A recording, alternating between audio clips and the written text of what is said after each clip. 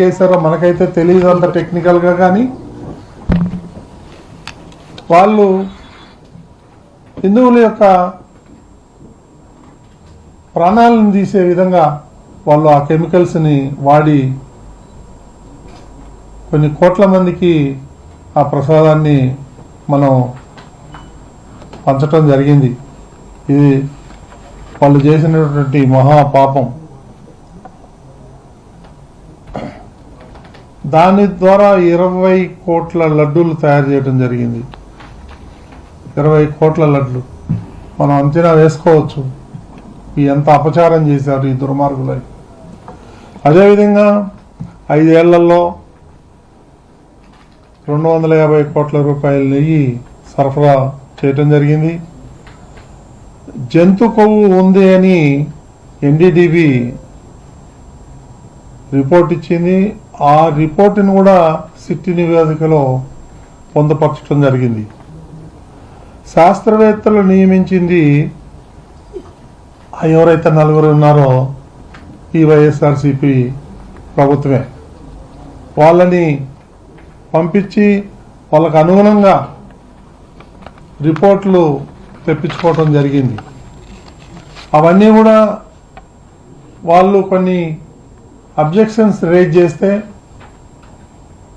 అవన్నీ మీరు క్లియర్ చేయండి అని చైర్మన్ సుబ్బారెడ్డి ఆఫీసు నుంచి మెయిల్స్ కూడా పోయాయి. ఆ మెయిల్స్ కూడా సిట్ ఇచ్చినటువంటి నివేదికలో ఉంది. ఈ విధంగా భోలే బాబానే ఎందుకు ఎంచుకున్నారు అని అంటే ఈ కమిషన్ల కోసం కకృతపడి వాళ్ళకి ఇది ఇవ్వటం జరిగింది. ఏ నియమ నిబంధనలు లేకుండానే భోలేబాబా డైరీకి ఎందుకు ఇచ్చారు? ఈ చిన్న అప్పన్న ఎవరు? సుబ్బారెడ్డి పిఏ కాదా? ఒక ప్రైవేటు వ్యక్తి ఇన్ని కోట్ల రూపాయలు లావాదేవీలు జరగటం సాధ్యమా? ఈ చైర్మన్ కానీ వాళ్ళ నాయకుడు ముఠా మేస్త్రి జగన్మోహన్ రెడ్డి కానీ వీళ్ళ సహకారం లేదే ఒక పిఏ ఇన్ని 100 కోట్ల రూపాయలు మ్యానిపులేట్ చేయగలడా? అది వాళ్ళే సమాధానం చెప్పాలి. వైవి సుబ్బారెడ్డి కానీ వారి శ్రీమతి కానీ బ్యాంకు ఖాతాలు ఇవ్వండి మేము వెరిఫై చేయాలంటే సిబిఐకి సహకరించాల. వీళ్ళు పోయి కోర్టులో పోయి బెయిల్ కోసం అప్లై చేశారు, యాంటిసిపేటరీ బెయిల్. వీళ్ళంతా ఈ క్రిమినల్స్ అందరూ కలిసి టీటీడీని బ్లేమ్ చేయాలి. ఎందుకంటే మీ అందరికీ తెలుసు, ఈ మధ్యనే నేను కూడా పేపర్లలో చూశాను, తిరుమల తిరుపతి దేవస్థానం ఏదైతే ఉందో అది వాటికన్ సిటీని దాటిపోయాం మనం అన్ని విషయాల్లోనూ. ఈ క్రిస్టియన్స్ అందరికి కూడా అది అక్కసు.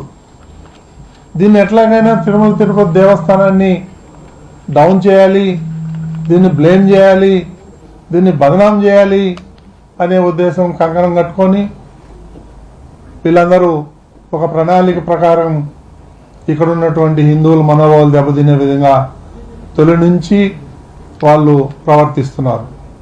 ఇదందరూ కూడా మన హిందూ సోదరులందరూ కూడా ముక్త కంఠంతో దీన్ని ఖండించాల్సిన అవసరం ఎంతైనా ఉంది. వాళ్ళు ప్రతి విషయంలోనూ టీటీడీలో నియమ నిబంధనలు తూట్లు పొడిచారు. 1 కాదు 2 కాదు, ప్రతి విషయంలోనూ. నేను గతంలో కూడా చెప్పాను, మీరు ఏ ఫైల్ అయినా తీసుకోండి అంత అవినీతి. ఇది ఒక ఫైల్ కరెక్ట్గా ఉందనేది లేదు. ఈ విధంగా ఈ తిరుమల తిరుపతి దేవస్థానాన్ని భ్రష్టు పట్టించి వాళ్ళు కోట్ల రూపాయలు సంపాదించి ఆనందిస్తున్నారు. ఒక పెద్ద మనిషి ఏదో యాగాలు